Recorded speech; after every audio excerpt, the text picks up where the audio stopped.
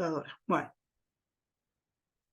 Bueno, lo que están viendo en la pantalla es el Google Site que les conté y les mandé el link que había diseñado, ¿se acuerdan? No sé si alguna pudo entrar, pero les quería mostrar, este es el inicio del Google Site, si uno entra, que se titula Abiertos al don del amor. Y ese título lo elegimos con algunas de acá, de Argentina, que hicieron el curso de Teología del Cuerpo. Y el tema del don es un tema que hoy vamos a ver algo, es un tema central. De hecho, el Theology of the Body de Christopher West tiene como logo, dice gift, y hay como un corazón, ¿no? El tema del don. Y también se utiliza este modo de expresar el matrimonio como vocación al amor y a la comunión. Entonces, les voy a leer el texto que está acá, que es como una síntesis del contenido del Google Site, que dice que el matrimonio es una vocación innata, o la vocación al amor y a la comunión es una vocación innata para todos los seres humanos que están creados por amor y que son libres para amar. Dios nos llama a imitar la comunión de amor intratrinitaria, ser signo e ícono de su imagen en nuestra vida personal, matrimonial y familiar. No existe la persona, entre comillas, aislada, sola, sin sus relaciones. Somos seres personales y relacionales abiertos al don. Esto es como una síntesis de muchas ideas de la filosofía antropológica personalista, de Karol Wojtyla, de muchos textos, pero es como una síntesis para adentrarse en la temática. Entonces, lo que añadí, que les quería mostrar en esta página, es unos textos de San José María Escrivá sobre la vocación matrimonial, que extraje. No sé si vieron que en la web salió Escrivá.org, que es una página que tiene todos los escritos de San José María y tiene un índice temático muy bien hecho. Entonces le quería mostrar esto, que yo lo subí al site, subí la conexión. Si uno entra en la página que se llama escrivá.org, yo busqué la palabra matrimonio y copié de allí. No lo voy a dar ahora, hoy se los quería presentar a esto. Unas preguntas, por ejemplo, de conversaciones. ¿Nos podría decir cuáles son los valores más importantes del matrimonio cristiano? Y toda su respuesta. O otra pregunta, le hacen sobre los valores del matrimonio, sobre las peleas en el matrimonio y sobre los consejos contra la monotonía del amor.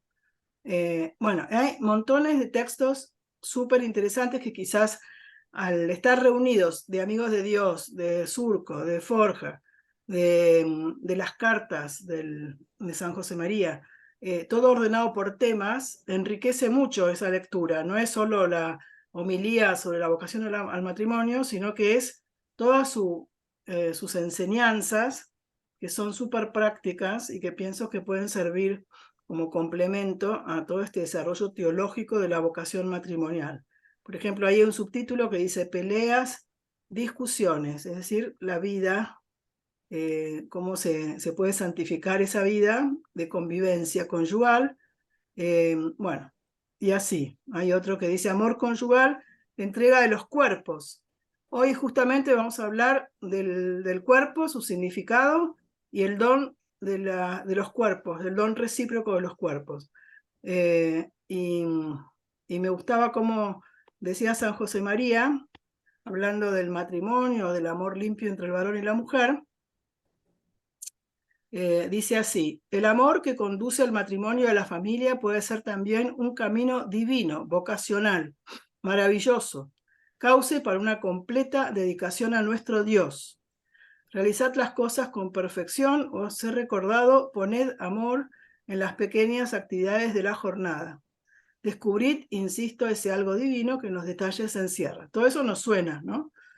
Y después habla de, un poco más abajo, dice, no sabíais, cita San Pablo, no sabíais que vuestro cuerpo es templo del Espíritu Santo, que habéis recibido de Dios y que no os pertenecéis. ¿Cuántas veces ante la imagen de la Virgen Santa, de la Madre del Amor Hermoso, responderéis con una afirmación gozosa a la pregunta del apóstol? Sí, lo sabemos y queremos vivirlo con tu ayuda poderosa, oh Virgen, Madre de Dios. La oración contemplativa surgirá en vosotros cada vez que meditéis, miren el consejo de San José María, cada vez que meditéis en esta realidad impresionante, dos puntos, algo tan material como mi cuerpo ha sido elegido por el Espíritu Santo para establecer su morada. Ya no me pertenezco, mi cuerpo y mi alma, mi ser entero son de Dios. Y esta oración será rica en resultados prácticos, derivados de la gran consecuencia que el mismo apóstol propone: glorificad a Dios en vuestro cuerpo. Bueno, es un ejemplo, quería introducir con esto. El sitio, el site este tiene las citas bíblicas o los textos claves de toda la teología del cuerpo, todas las catequesis de la teología del cuerpo, un diccionario sobre temas de familia y matrimonio, otros textos, poemas, videos, presentaciones y las clases del canal de YouTube. De hecho, allí subí las clases que estoy dando y grabando con ustedes, que están ahí en clases en YouTube. Bueno, todo esto, la idea es ponerlo al servicio de los matrimonios, porque acá abajo de todo dice encuentros matrimoniales. En realidad esto es lo que yo les he pedido a las supernumerarias, que enriquezcan esa parte de encuentros matrimoniales para sugerir modos prácticos de juntarse los matrimonios y conversar sobre algunos temas. Como el material es tan abundante, no sé, no se van a reunir a leer las catequesis. Ustedes están haciendo un curso de introducción, pero la idea es que de algún texto literario, de un poema, de unas ideas que se extraigan de esas catequesis, sean como disparador para conversaciones profundas sobre el amor humano y el matrimonio. Bueno, ¿de esto alguna pregunta? No, empezamos entonces. Antes de entrar al tema del cuerpo propiamente, quería ver con ustedes un resumen de algunas nociones de antropología, porque si no, por ahí se pierde, ¿no?, la riqueza del tema. Entonces, son dos temas que necesitamos comprender para poder, o dos cuestiones más que temas, que necesitamos comprender bien para sacarle todo el partido a la teología del cuerpo, al significado del cuerpo, al tema nuclear, ¿no?, de la teología del cuerpo. Por eso son nociones de antropología cristiana y de teología espiritual, sobre la persona y la libertad. Esto es un cuadro que representa al ser humano. Vos, yo y tu marido y cada uno tenemos como una estructura de un ser personal. Somos un sujeto, un ser que tiene interioridad y que se autorrealiza conociendo y amando. Estas son enseñanzas de Juan Pablo II, filosóficas, donde él escribe en un libro que se llama Persona y Acción, que es un libro de antropología filosófica, también en Amor y Responsabilidad, va explicando cómo es el ser humano, la persona, superando la definición clásica que venía desde Boecio, Santo Tomás, que habla de que el ser humano es una sustancia individual de naturaleza racional. No es errónea esa definición, pero es limitada, es insuficiente, y todo el avance de la psicología, del conocimiento científico de diversos aspectos, ahora toda la neurociencia, han enriquecido las nociones de antropología. Entonces, Juan Pablo II, bueno, Karol Wojtyła va dando vueltas a este tema, y lo que viene a decir es que el hombre no es un objeto, no es un ser más del cosmos, no es un ser material fruto de la evolución y nada más, sino que es un sujeto que tiene interioridad. Es decir, cada una de ustedes y yo y tu marido y vos tienen una subjetividad. Somos únicos, somos irrepetibles, somos una fuente de creatividad, aunque más o menos se dice el dicho genio y figura hasta la sepultura, como que vamos a ser siempre iguales. Y no es así, podemos cambiar, podemos moldear nuestros deseos, adquirir virtudes. Por eso el ser humano es un sujeto con interioridad que actúa, es dinámico y que actúa de un modo distinto a los demás seres del cosmos, porque somos libres, por eso podemos amar. Por eso cada ser humano, de alguna manera, a través de sus acciones, se va haciendo una persona distinta, mejor o peor persona, una persona de bien, o sea, si roba y vuelve a robar y vuelve a robar, se convierte en un ladrón o en un corrupto. Pero las acciones que yo realizo, además de dar un fruto, si yo pinto un cuadro o construyo un edificio, además de dar un fruto afuera, en el interior mío quedan una dignidad y un resultado que a mí también me va cambiando por dentro. Entonces, ese ser humano podemos clásicamente dividirlo en 3 niveles.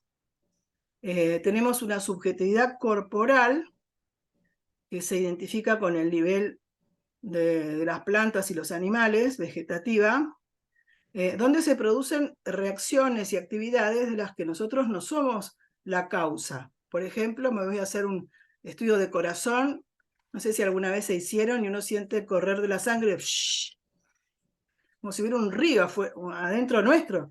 Y yo no estoy todo el tiempo sintiendo el movimiento de la sangre, pero la sangre no está quieta en mí, se está moviendo. O me duele la panza y entonces uno dice, algo digestivo me está afectando, me cayó mal la comida. Es decir, todo lo interior corporal se activa o se reactiva sin mi voluntad, sin que yo diga, ahora voy a sentir esto. Y no, me duele la cabeza y bueno, puedo tomar una pastillita para sacar el dolor de cabeza, pero en realidad eso se activa independientemente de mi voluntad.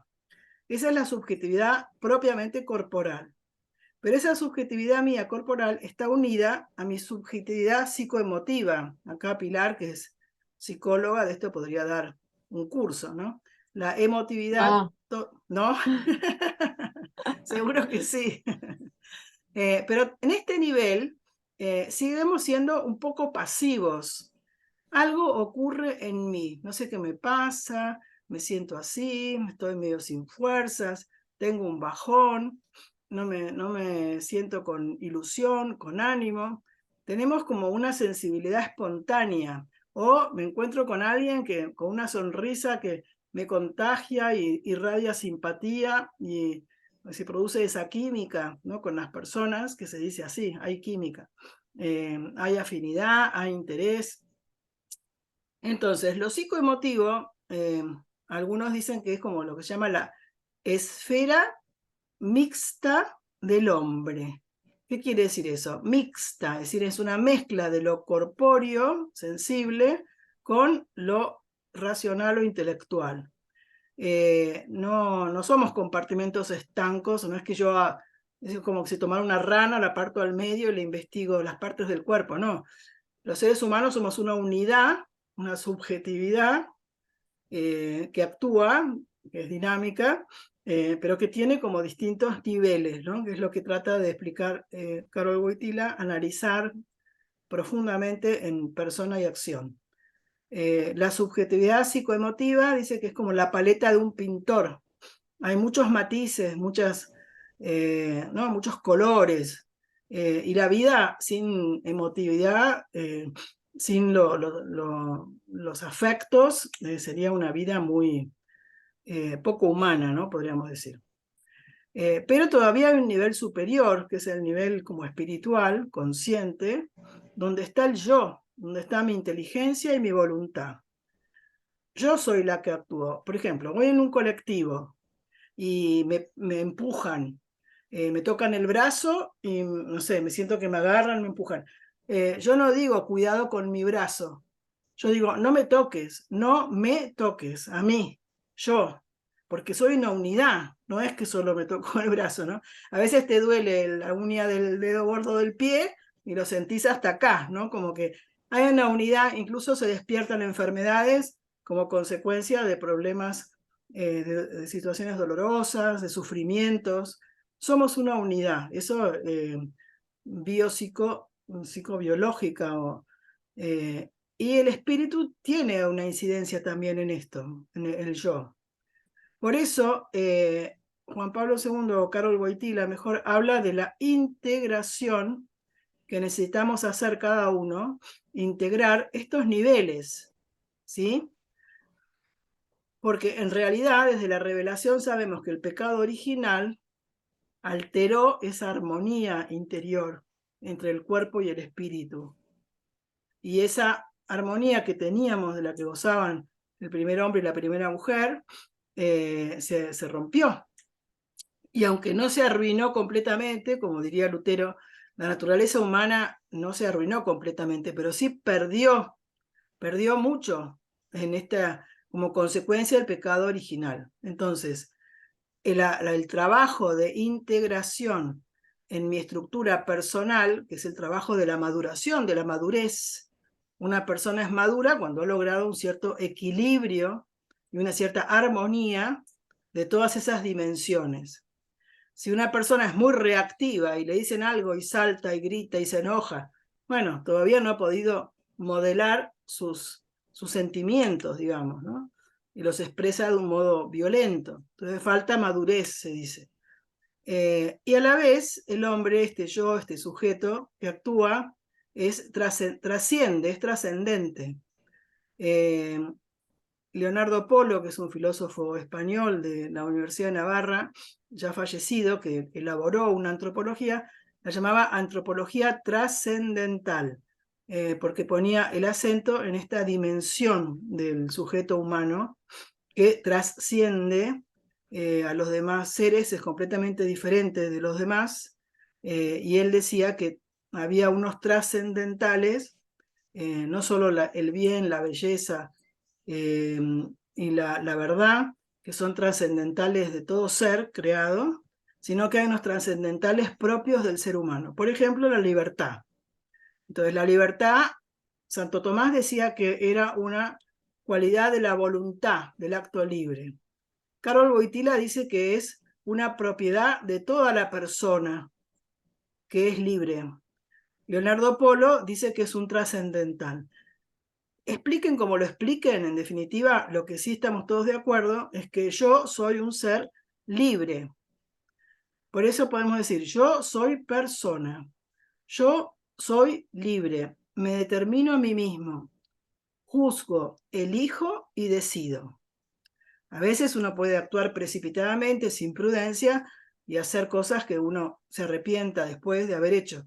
Pero en principio, las personas, cuando tenemos la cabeza arriba y los pies abajo, estamos parados sobre nuestros propios pies, tenemos que hacer un discernimiento, juzgar qué camino me conviene tomar para llegar más rápido a este fin, o llegar mejor preparado, o lo que fuera, y libremente elegir, elegir y decidir, ¿no?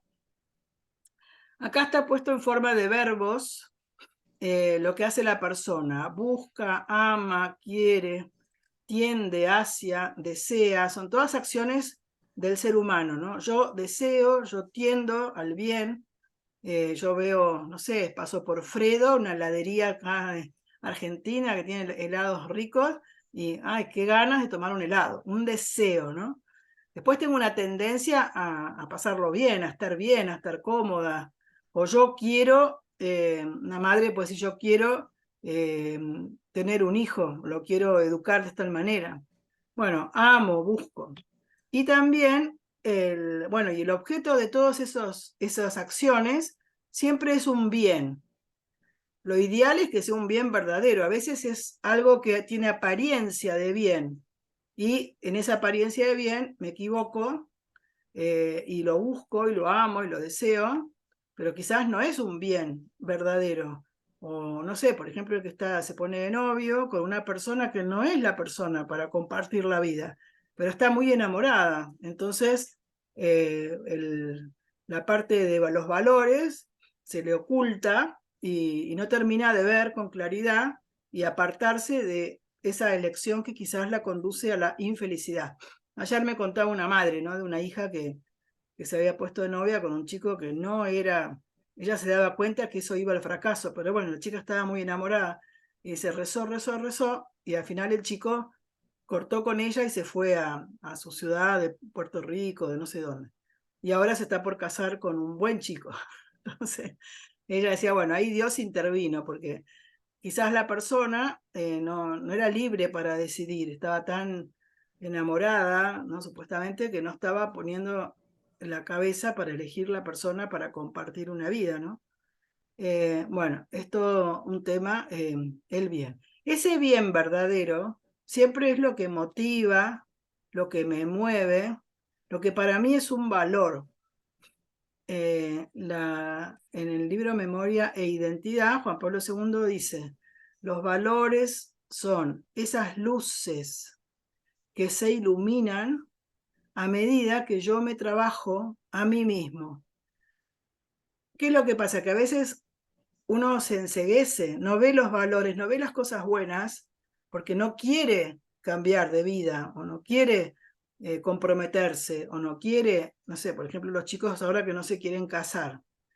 Bueno, hay una incomprensión acerca de lo que el matrimonio es, de lo que se pierden, pero además eso, es como que tienen nublada la vista, y ven más los inconvenientes, ya sea económicos, las dificultades que puede traer un hijo, bueno, etcétera, lo negativo, y no terminan de ver el valor del amor matrimonial y de la familia. Y ¿Puedes eso es lo que repetir esa nosotros tenemos. frase de Juan Sí, Pablo otra vez? ¿cómo? ¿Puedes repetir esa frase de Juan Pablo que dice que los valores son esas cosas que me iluminan y me Sí, quedé ahí? son esas luces que se iluminan, es como que brillan más, no sé si es textual así, pero después se los puedo mandar, en la medida en que uno se trabaja a sí mismo. Es decir, que no tiene la conciencia emocionalizada, se dice, ¿no?, como turbada o tapada por la emoción. Llega un punto que, por ejemplo, la pasión del enamoramiento, de ese primer paso de la vida de amor, puede enceguecer, ¿no? Tiene un amor ciego. En realidad el amor no es ciego, no tiene que ser ciego. El amor ve, y ve unos valores que pueden estar o no estar, sobre todo cuando uno está enamorado, quizás idealiza a esa persona y atribuye a esa persona unos valores que en realidad resulta después que no tiene, y ahí viene la decepción. Entonces, los valores, el valor es lo que me mueve a actuar, a buscar el bien. Además, yo soy capaz de conocer, de comprender, de estimar, de valorar justamente las normas. ¿Qué quiere decir eso? Hoy no le podés hablar a los chicos de autoridad y de normas porque hay un rechazo enorme, ¿no?, hacia todo lo que sea autoridad, pero en realidad las normas son como las guías que impiden que yo me salga del camino, ¿no? Y hay normas que son buenas. Si no hubiera semáforos en rojo, verde o amarillo, estaríamos todos chocados unos con otros, ¿no? La ley de la selva. Entonces hay normas que son verdaderas, que conducen al bien y que ayudan a conseguir ese bien. Y hay otras normas que quizás son injustas. Por ejemplo, la norma del aborto es una norma que incluso puede obligar a realizar un aborto a un estudiante de medicina como parte de sus prácticas, pero en realidad es una norma inmoral. Por eso las normas tienen como una verdad también, ¿no?, que es si protegen un bien y si conducen al bien de la persona. David Isaacs, cuando daba unos cursos a los docentes, les preguntaba en un auditorio que había como 500 docentes o más, decía, bueno, por ejemplo, la norma que pueden poner ustedes en el colegio es que los chicos vayan con el pelo rapado y las mujeres con el cabello atado, no suelto. ¿Qué valor protege esa norma? Les hacía pensar. Entonces uno dice, bueno, la limpieza, que no haya piojos, no sé, la buena presencia. Bueno, si ustedes, hay una norma que si el chico llega a media mañana ya tiene falta o media falta o no sé, bueno, ¿qué valor protege? Bueno, entonces le iba haciendo pensar que hay normas que son realmente importantes, de las que no podemos prescindir para una buena educación, y hay otras que son muy opinables y que son cambiables y que tienen que ver con la cultura, con la costumbre, pero no con un bien moral, ¿no? No están protegiéndome. Dicen, bueno, que la pollera llegue hasta la rodilla. Bueno, esa norma qué bien está protegiendo? Bueno, el pudor.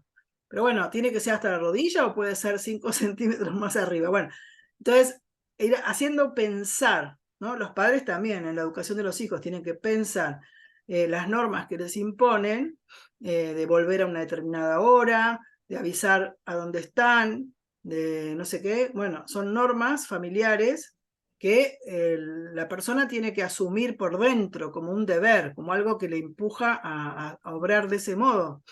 La persona es la que va a ejecutar la acción de buscar un bien, la acción de atenerse a una norma y hacer el acto propiamente dicho.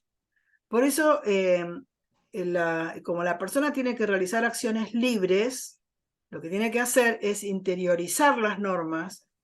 Yo me comporto de este modo, una chica puede decir, me comporto de este modo con los chicos porque estoy convencida de que eso es para mi bien, para el bien de los demás, y porque eso es lo bueno o lo agradable a Dios, no sé, el motivo que sea, pero que esté convencida por dentro, no solo porque cumple una norma, una ley, un mandato, o porque es lo que se estila o es lo que parece correcto, sino que es bueno que las acciones que uno realiza siempre estén movidas por el amor y que sean libres y que tenga en cuenta esta estructura moral de buscar el bien, de atenerse a unas normas, de estar motivado por el bien.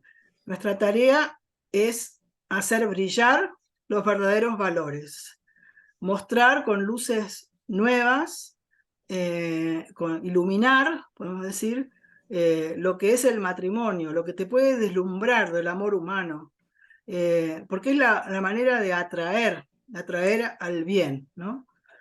Bueno, y finalmente, Perdón, eh, Graciela, sí, ¿podés decir de vuelta cómo, porque dijiste muy bien lo de las normas, que las normas obligan, tienen que, como tres características, dijiste? sí, las normas tienen que obligar interiormente, yo las tengo que Sí, interiorizar, preguntarme, sí.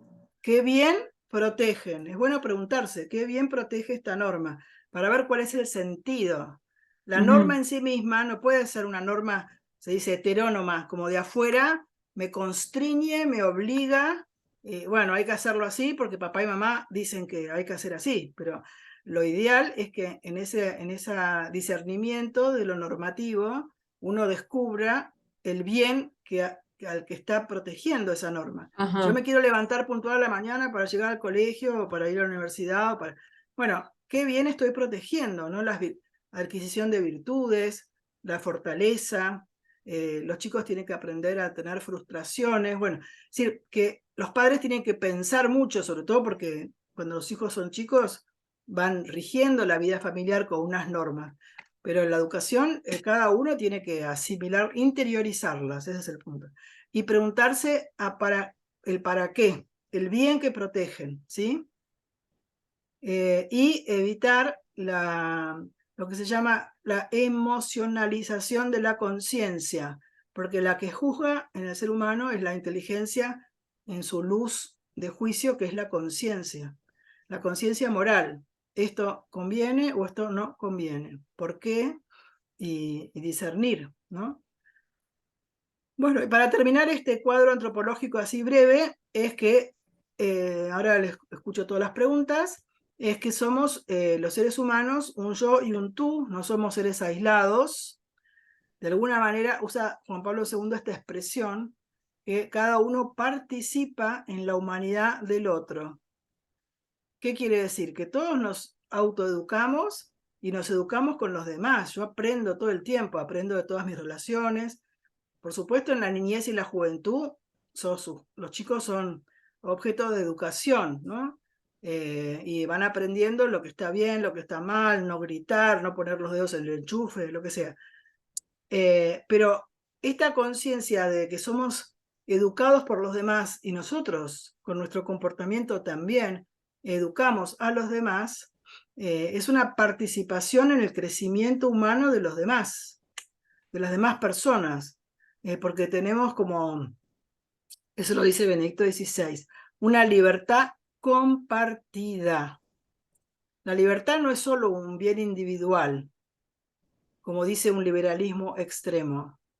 Fue condenado por la Iglesia en un documento que se llama Libertas.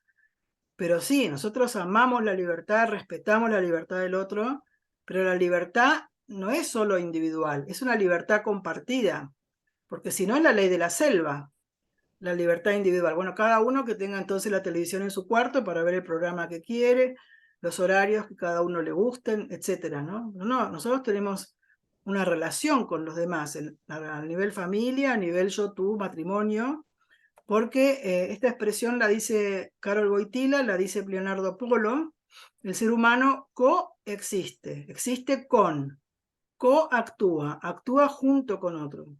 Por eso la familia es una comunión de personas y la sociedad es una comunión de personas. Y toda la doctrina social de la Iglesia tiene que estar al servicio de las personas.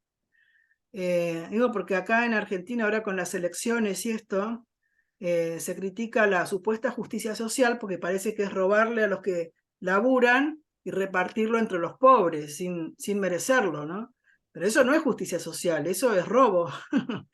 Pero que tiene que haber una justicia es necesario, porque tenemos que pensar en el bien también de los demás. No solo salvarme a mí mismo, sino ayudar a hacerlo a otros, caminar junto con otros, el encuentro, el Fratelli Tutti del Papa Francisco. Por eso la sociedad es comunión de personas, formamos un nosotros, nuestra familia, nuestra comunidad, nuestro colegio, nuestro vecindario, nuestro barrio, nosotros. No somos individuos que se suman uno al ladito del otro, conformamos un nosotros. Es importante eso de la comunión de las personas, y yo colaboro en el perfeccionamiento y en la mejora de los demás como seres humanos. Uno aprende mucho de los demás en esa convivencia cotidiana. Ese nosotros crea vínculos de amor entre nosotros. Y es lo que Juan Pablo II dice que conforma un ethos humanista del amor. Ethos sería como un ambiente ético, un ambiente moral, un estilo. En el colegio, por ejemplo, un colegio que es una comunidad, tiene que tener un ethos humanista, porque yo estoy educando personas, no máquinas o robots o inteligencia artificial. Es personas que tienen que aprender a amar, a ser generosas, a darse a los demás. Por eso el ethos humanista del amor es lo que enriquece la dignidad, porque yo reconozco y estimo el valor del otro y el valor del amor. ¿Se acuerdan que Pablo VI ya hablaba de la civilización del amor? Bueno, es un ideal que puede parecer en algunos momentos de la historia de la humanidad inalcanzable, ¿no? Nos hemos matado unos a otros, los antiguos bárbaros que invadían en Europa, y así uno estudia la historia y dice los hombres se han matado unos a otros, y ahora la guerra y la guerra nuclear o la bomba de Hiroshima. Bueno, evidentemente, sin embargo, el ideal del crecimiento de la humanidad tiene que ver con el vínculo de amor que se genera en la familia. Donde uno aprende a amar es en la familia, a través del amor de los padres, a través de los vínculos afectivos que afirman a la persona y hace que se desarrolle con madurez. Bueno, de esto quieren hacerme alguna pregunta, porque esto era como una introducción general para poder entender lo que viene ahora, que es sobre el cuerpo y la donación de los cuerpos en el matrimonio. ¿Quieren hacer alguna pregunta? ¿Entendieron todo? ¿Sí? Parece muy claro. Sí. Ya Parece muy veremos claro. después. Por ahí es difícil de repetir después. Pero bueno, Sí. yo les voy a dejar este Power, que bueno, me parece que tiene bastante contenido y que puede ayudar a clarificar, ¿sí? Sí, está Bueno, buenísimo. entonces vamos a pasar a otra. Entonces, mi idea de hoy es ir a un texto de una catequesis, directamente, puro texto. Es más pesado, más lento, pero esto es recabado de una sola catequesis. Piensen que son 129. Y en general yo les he dado una introducción general con muchos conceptos, pero quizás todavía no tuvieron la experiencia de abordar un texto, de ir directo al texto. Yo elegí que es el del 13 de febrero, me parece, a ver si tengo acá el libro, del año 80, que está ahí en el Google Site, están las catequesis. Sí. Mira, acá en el libro hay un librito que es que tiene la teología del cuerpo. Entonces ahí está, 13 de febrero del 80. Y el título de esa catequesis, sorprendentemente, dice Teología del cuerpo. Es como un título así, que muy común. Entonces dice, bueno, ¿de qué tratará este texto? Bueno, hay muchos conceptos que se clarifican leyéndolo a este texto, que es la catequesis número 18. Si la buscan después en el Google Site, que están todas numeradas y con títulos y con fecha, la pueden encontrar ahí, ¿no? Entonces, ¿qué es lo que dice Juan Pablo II en esta catequesis? Me parece que la elegí porque clarifica bastante. A ver, voy a poner acá en la presentación del Power. Él está hablando de que nosotros, ¿se acuerdan que hablamos de las experiencias originarias la clase pasada? La experiencia Sí. de soledad, la experiencia de la inocencia, la experiencia de la unidad. El término experiencia, que usa mucho Juan Pablo II, es como una vivencia, un tomar conciencia y saber que tengo esa experiencia, porque los animales por ahí también pueden sentir frío, pero no son conscientes de que sienten frío, lo sienten y punto. En cambio, el hombre que tiene conciencia no solamente siente, sino que sabe que siente, ¿sí? Entonces, yo tengo experiencia de mi cuerpo. Lo que viene a decir Juan Pablo II es que esa experiencia es distinta antes y después del pecado original. Y va comparando los textos del Génesis en los que se basa él para afirmar esto. Génesis 2, 23 y 25. Entonces lo que él dice es que la descripción que se hace en el libro del Génesis sobre cómo experimentaban Adán y Eva su propio cuerpo, o el primer hombre y la primera mujer su propio cuerpo, indica, dice, un cierto grado, usa esta palabra, de espiritualización del hombre, que es distinto o diverso de después, el mismo texto, después del pecado original, dice que es distinto ese grado de espiritualización. El hombre pierde unidad entre su espíritu y su cuerpo. ¿Por qué se visten Adán y Eva? Se tapan, se tapan las partes del cuerpo, ¿no? que son así más.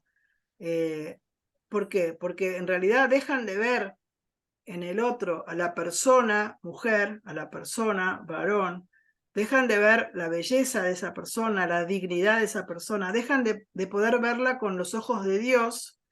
Y nosotros conocemos esa experiencia, el hombre histórico que se llama, es decir, yo y vos, después del pecado original, tenemos una tendencia a centrar a veces la mirada en el deseo de la concupiscencia, en centrar la mirada del otro, en objetivarlo un poco, de usarlo al otro, de buscar en el otro una satisfacción para mí, Entonces, la experiencia del propio cuerpo, antes del pecado original, aunque nosotros todo lo intuimos y lo reflexionamos a partir del Génesis, porque no sabemos exactamente cómo sería, lo podemos suponer un poco, pero era distinta antes del pecado original y después del pecado original.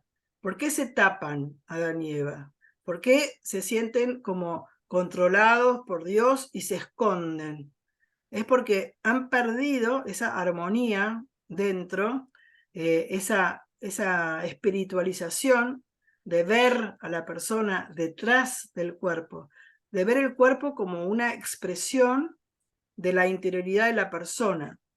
Entonces, lo que es la diferencia que dice Juan Pablo II en esta experiencia de ver el cuerpo, dice, es una medida diversa de espiritualización que comporta otra composición de las fuerzas interiores del hombre, como una relación entre el cuerpo y el alma diferente, unas proporciones internas entre lo sensible, lo espiritual, lo afectivo, otro grado de sensibilidad interior hacia los dones del Espíritu Santo.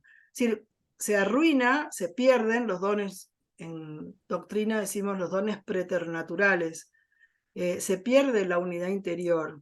Es a veces, viste, cuando vos decís, yo siento como en mí dos fuerzas, la inteligencia me dice una cosa y los afectos me dicen otra, y hay como una pelea interna, ¿no? No está armonizado a veces en mi interioridad lo que veo claro con la inteligencia y lo que me mueve el afecto, ¿no?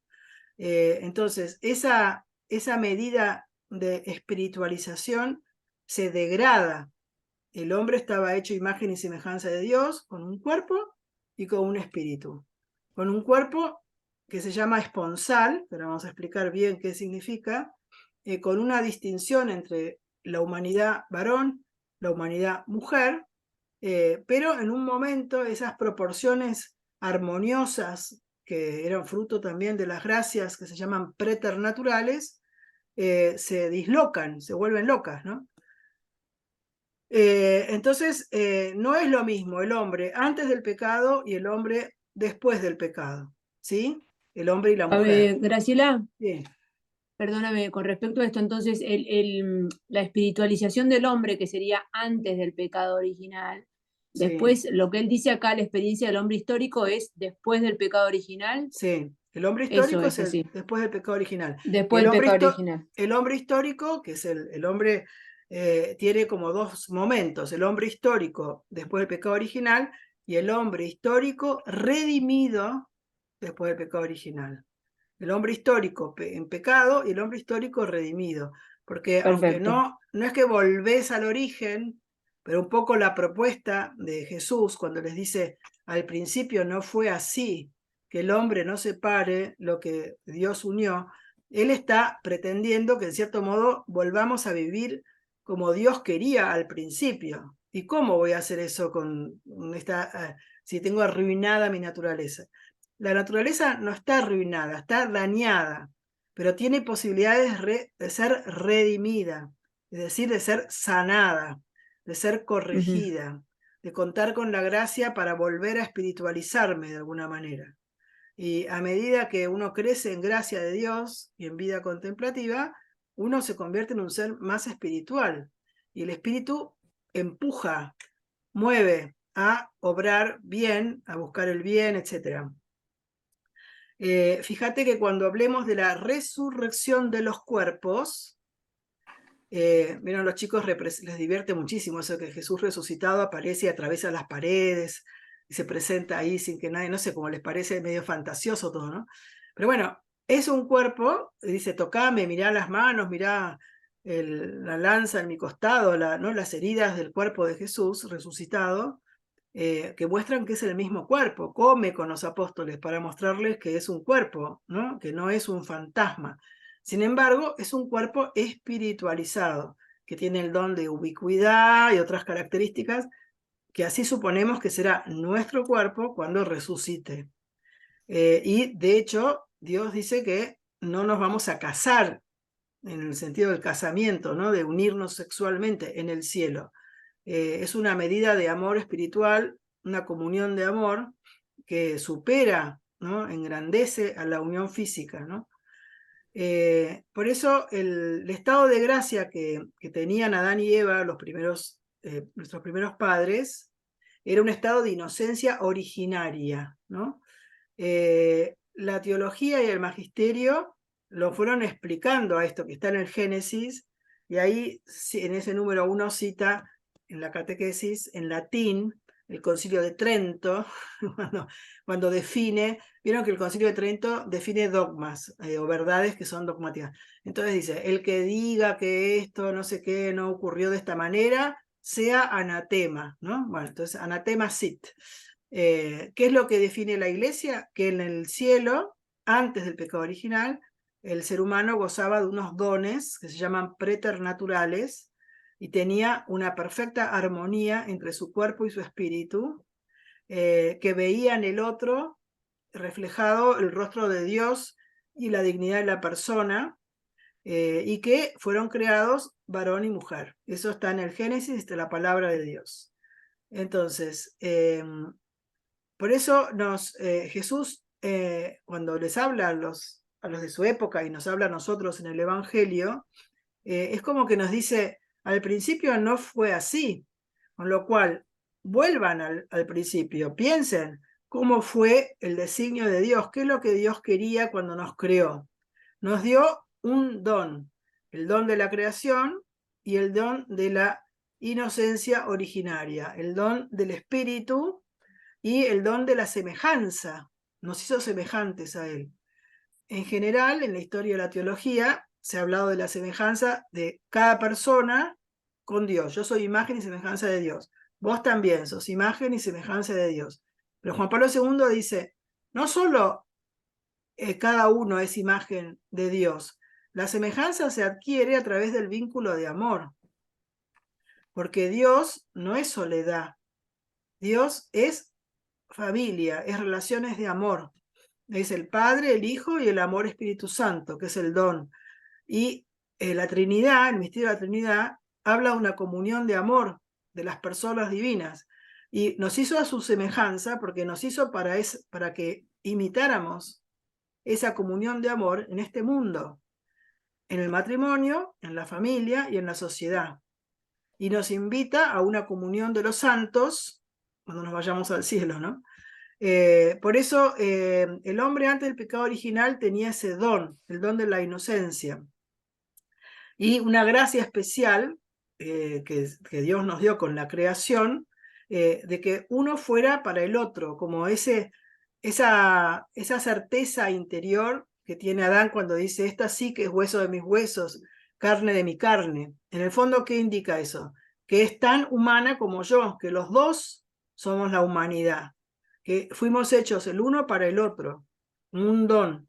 Y en el estado de inocencia hay una conexión muy especial como para darse cuenta de que son el uno para el otro a través de la desnudez de sus cuerpos, que esa es la desnudez originaria, una desnudez desinteresada. La mirada es una mirada desinteresada del uno para el otro, que llama a darse, que llama al don. Por eso es lo que se llama el don de la inocencia originaria. Entonces vos podés decir, bueno, pero yo con mi marido no puedo volver a vivir de ese modo, con esa inocencia. Siempre se mezcla, bueno, en el noviazgo siempre hay una pelea a veces contra uno mismo en sus deseos, bueno, que requiere mucha sinceridad para saber cuándo es un deseo concupiscible, que yo me quiero dar satisfacción a mí misma, o cuándo quiero realmente expresar el don de mí misma en el amor. Bueno, toda esa purificación, que es un trabajo que hace cada uno sobre sí mismo con las virtudes, se hizo necesario después del pecado original. Y además cuenta con la gracia de Dios.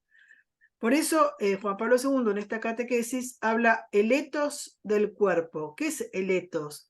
Es como que el ambiente, el modo de experimentar el propio cuerpo, lo tenemos que experimentar captando entre esta realidad de esta experiencia inocente del cuerpo, ¿no? En el Génesis habla de esta inocencia y Juan Pablo II reflexiona sobre eso y dice, llegamos a la conclusión de que es importante y esencial precisar esto en relación con la prehistoria teológica del hombre, donde la convivencia del varón y de la mujer estaba casi completamente penetrada por la gracia de la inocencia originaria. Como que eso nos revela las raíces del ethos, del sentido que tiene. El ethos es también el significado, el sentido. Está tan distorsionado, bueno, y hoy con la hipersexualización del ambiente, está tan distorsionado la grandeza de la realidad corporal, de la complementariedad entre lo masculino y lo femenino, de la belleza de cada uno, de lo masculino y lo femenino, que hoy solo se habla del sexo como el uso que se busca para la propia complacencia y placer. Acá en Buenos Aires pusieron unas propagandas hace poco, eran horribles, 2 mujeres y el tema del tulipán, decía, bueno, un consolador, una cosa tremenda que empezaron las madres a escribir, bueno, la sacaron, ¿no?, de la ciudad de Buenos Aires. Pero bueno, los diarios, en los medios hablan, cuando fueron los jugadores a jugar al Mundial, también que si tenían, no sé, estos juguetes sexuales, ¿no?, para satisfacerse a sí mismos sin estar con la mujer. Bueno, toda esa deformación tremenda es la pérdida total de la inocencia originaria, de la estructura ética que diseñó Dios para el hombre, y la autodestrucción del propio cuerpo, que se busca satisfacer a sí mismo y no logra ese deseo, llenar ese deseo del corazón.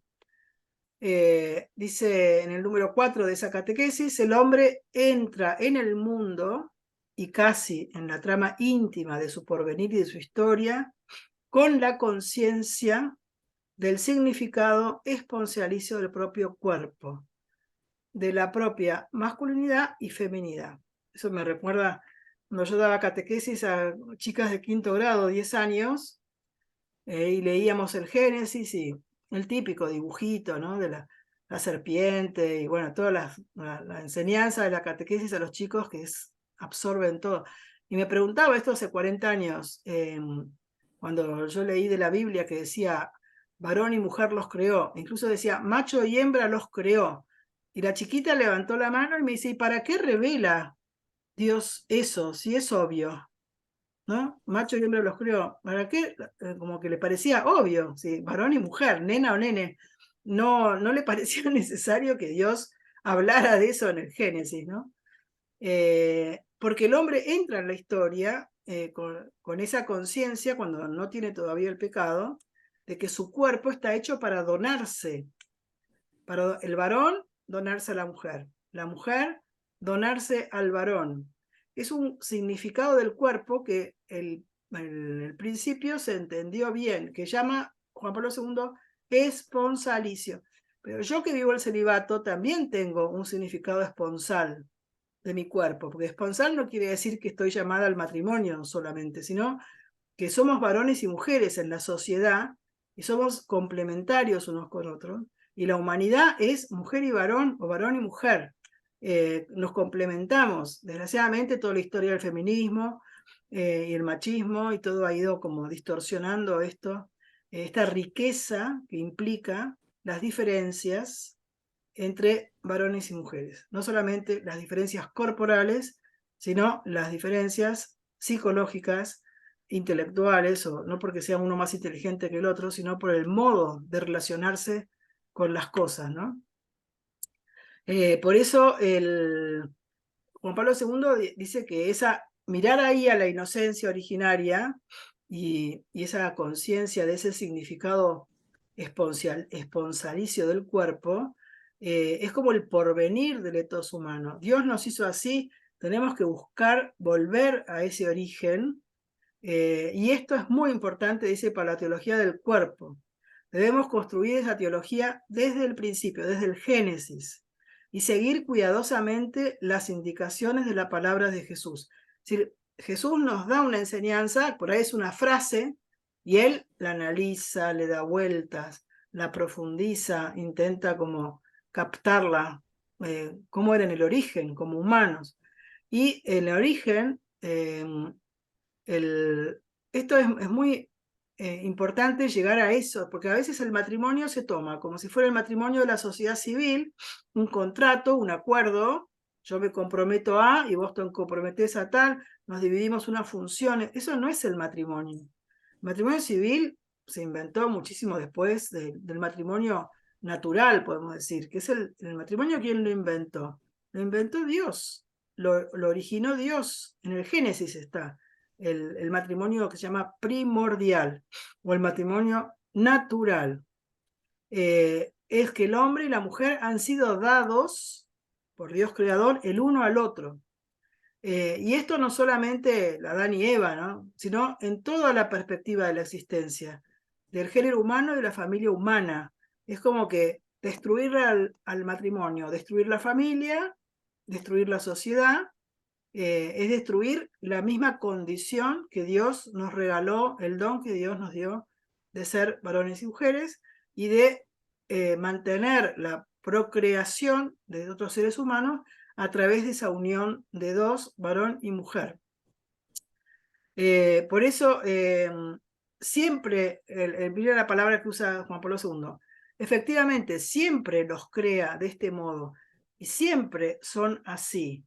Es decir, la creación de un hijo, en tu caso, no es solo una procreación de tu marido y tuya, ¿no? Sino que siempre hay una intervención directa de Dios en la creación de cada hijo, que insufla el espíritu en cada persona, ¿no? Y quiere a cada persona. Por eso, la comprensión de este significado del cuerpo, que está encerrado en el misterio de la creación, es tan importante para entender quién soy, quién es el hombre, cómo tengo que actuar, cómo tiene que ser mi comportamiento. Hay como unas normas o unas pautas ahí metidas que me dicen quién soy y cómo tengo que ser para alcanzar la felicidad, y cómo tengo que desarrollar mis acciones, mi actividad, para asegurar el porvenir de la ethos humano, que esto está requete en peligro con todo el tema de la inteligencia artificial, de la procreación artificial, de todo lo artificial que destruye el ethos humanista, ¿no? Lo más profundo que hay en el ser humano. Uno está a favor del avance de la ciencia, y gracias a Dios la medicina, etcétera, todo avanza y produce muchas curaciones, muchos milagros, pero el porvenir de la humanidad se juega también en este comportamiento ético respecto a la no manipulación del cuerpo humano.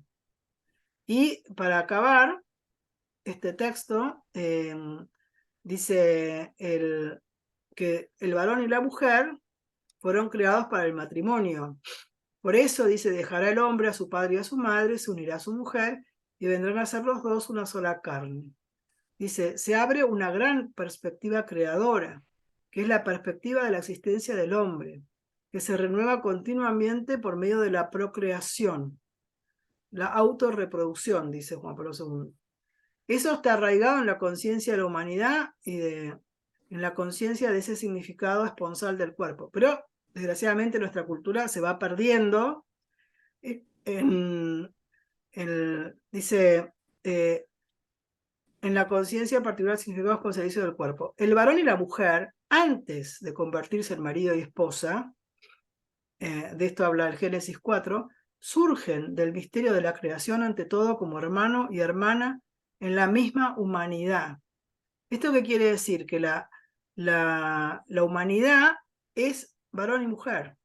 El ser humano es varón y mujer. Es como que es algo esencial a la condición humana, la distinción de los sexos. No es algo accidental, no es algo cultural, no es algo que me inventé yo. Esto lo creó así Dios, y lo hizo de este modo para que pudiéramos ser capaces de amar, de darnos, de entregarnos desde la libertad.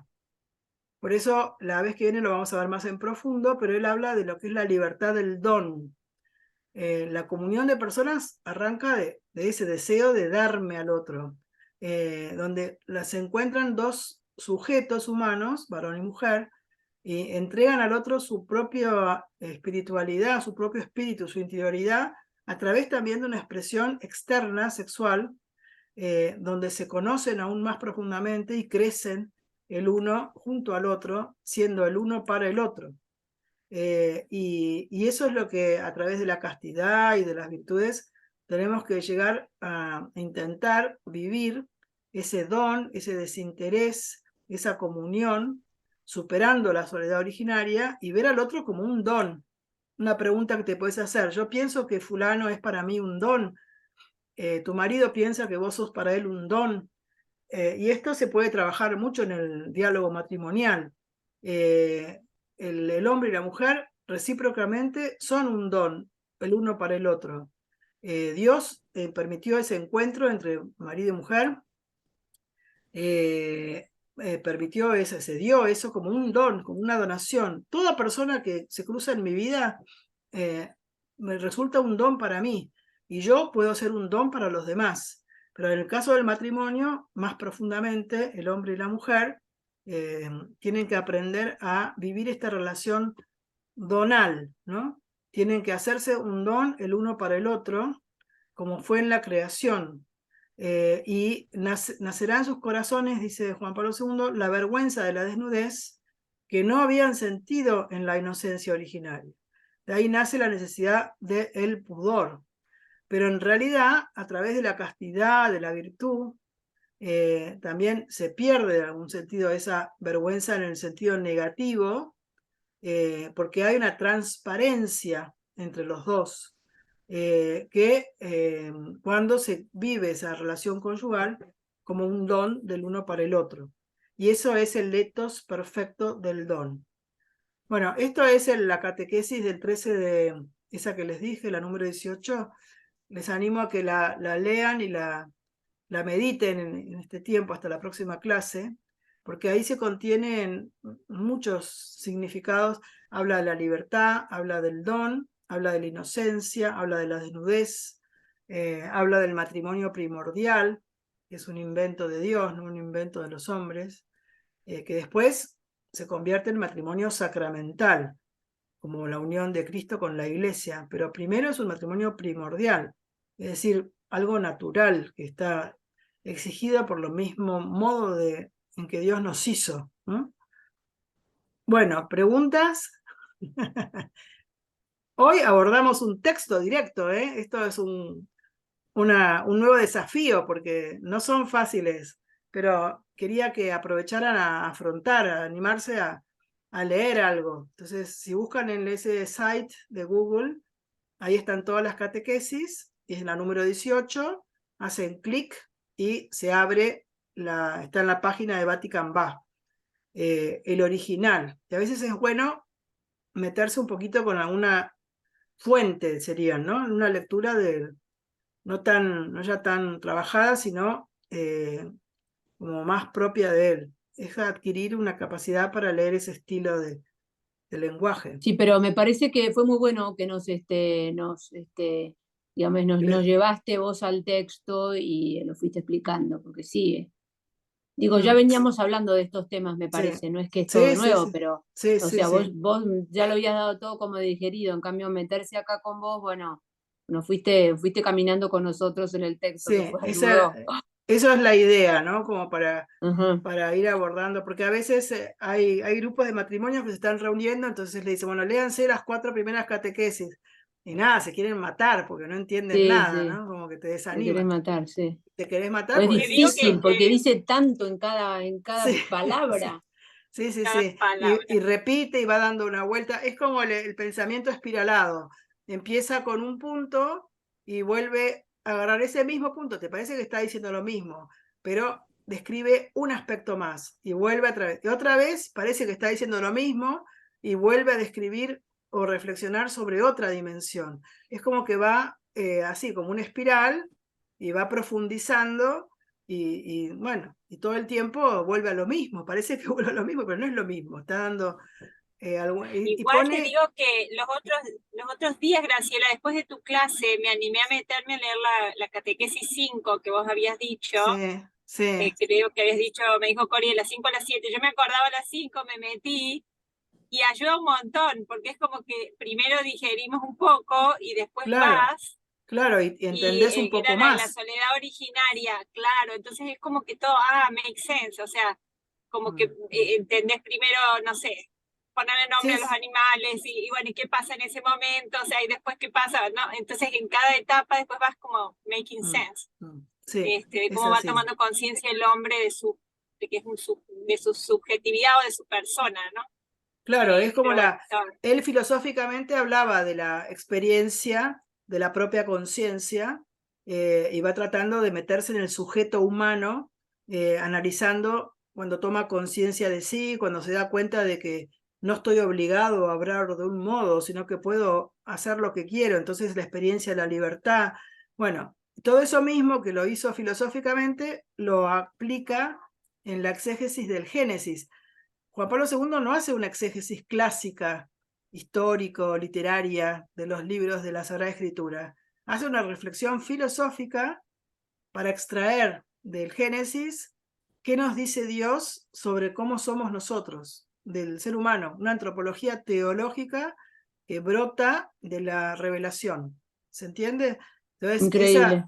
ese pensamiento filosófico que él ya venía elaborando desde mucho antes, lo va aplicando a la Sagrada Escritura y saca unas cosas muy profundas. Es que es distinto. Graciela, Sí, Graciela, sí, yo me quedé en lo que te preguntó la niña de quinto grado dijiste, en todo lo sí, de que por qué tenía, no sé, aquí en Estados Unidos y me imagino que en el mundo entero, bueno, vos lo dijiste con los ejemplos de todo lo que está sí, publicidad sí, en Argentina, pero toda totalmente. la ideología de género, Sí, o sea, tengo un niño de 24 años y tengo un niño de 11 y el tipo de educación en el que le tengo que decir a mi hijo, ese es una mujer, ese es un hombre, ese es una cabrita, ese es una vaca, o sea, la importancia de identificar sexos en cuanto a opuestos entre la complementariedad, o sea, términos que esta niña te puede decir, ¿y para qué nos estás explicando eso si es de lógica? Me encantaría que todo el mundo pensara sí, como esa sí. niña. Pero bueno, esto fue hace más de 40 años y le parecía Exacto. obvio, era innecesario, ¿no? Como que algo obvio. Se ha perdido ese sentido común o esa obviedad o esa... Bueno, Dios es muy... quiso ponerlo porque sabía que venía el 2023. Sí, no, y tal aparte cual. te hago una pregunta, en esa época también no fue que hubo como más boom con todo el tema del divorcio, ¿En qué época decís vos? en la época donde él empieza a dar las catequesis. En Sí, Argentina, por ejemplo, en los años 80 y pico fue donde se aprobó, por decirte la ley. Entonces, digo, también no sería sí, que él sí. veía esa ruptura de la familia también, no sé, Bueno, por fue cómo todo empiezan las primeras catequesis. Sí. sí, Bueno, y sí, la Humane Vitae. sí, desde Pablo VI, la Humane Vitae, su gran preocupación era darle un fundamento antropológico a esos consejos de Pablo VI. No solamente una norma ética, sino que había una verdad antropológica que daba razón de esa exigencia que se sabía que era difícil de vivir en la sociedad contemporánea. Y él, Y todos los y la legalidad del divorcio, ¿no? Cuando hicieron legal el divorcio. O sea, cuando también, eso, sí, Ronald Reagan, ese fue el presidente americano que como que cambió esa ley y fue bueno, vino y toda la mentalidad anticonceptiva y sí. bueno, empezó todo como a El degenerar. problema de estas ideologías, cuando son ideologías como la ideología de género, es que apuntan contra la verdad antropológica del hombre, contra la identidad humana. Destruye al hombre, lo destruye en su identidad, en lo que él es, en sus aspiraciones más grandes, en el sentido, le pierden significado, pierde sentido. Bueno, es como es diabólico, va al corazón de la... Y eso no quiere decir que uno no comprenda algunas atracciones al propio sexo y todas las situaciones de la psicología y de la... Bueno, es un problema complejo, no es fácil de hablar muy en general, porque hay situaciones que a uno le duelen mucho y que a veces no comprende cómo se pudieron dar. Sin embargo, es una cultura que promueve esa falta de identidad de la sexualidad. y en realidad se pierde toda la riqueza, ¿no? De lo que es en la familia. Pero bueno, como la antropología o la tendencia natural del hombre es tan fuerte, estamos hechos así, todo va a pasar, volverán otras, siempre hay ideologías. El marxismo fue una ideología que decía Benedicto XVI, te escondía una mentira antropológica, negó la libertad al hombre y el hombre lo que quiere es ser libre. Entonces cayó no solamente por la cuestión política, dice Benedicto, sino porque fue más fuerte la verdad antropológica de que el hombre es libre y quiere obrar con libertad. Bueno, son visiones, ¿no? de grandes cabezas pensantes. Pero bueno, esta ideología también va a pasar, al menos en este boom así, aunque va a dejar muchas consecuencias tristes para mucha gente, ¿no? Pero bueno, ahí vamos, sin desánimo, con esperanza. Bueno, muy bien. ¿Lo dejamos Bueno, acá? buenísimo. Bárbaro, Bueno, mil gracias. les mando ahí Gracias. de vuelta por el WhatsApp el material, las Perfecto. diapositivas estas o Gracias. lo que sea. Bueno, Bueno, ay, qué muchas gracias. amoroso. Meli Gracias, bye Kuru, bye. ahí tu bebé. Acá está Margarita escuchando las próximas Margarita, qué generaciones. linda. Qué amor. Ay, qué Saludos, curuchet Mari. que es. Es parecida a Es vos. igual es igual a Gastón, ¿eh? ¿Sí? A los dos debe ser, porque ahí yo Sí, le es veo parecida, es mezcla, es mezcla. media Kuru. Bueno, qué Sí, amor. sí. Bueno, qué Chao, saludos, lindo. Mari. Ay, qué Bye, bye. divina. Chao, hasta luego, muchas gracias. Bueno, Chao. chao, Bye. dejo de grabar. Gracias. No, de nada, gracias a ustedes. A ver. Dejar de compartir.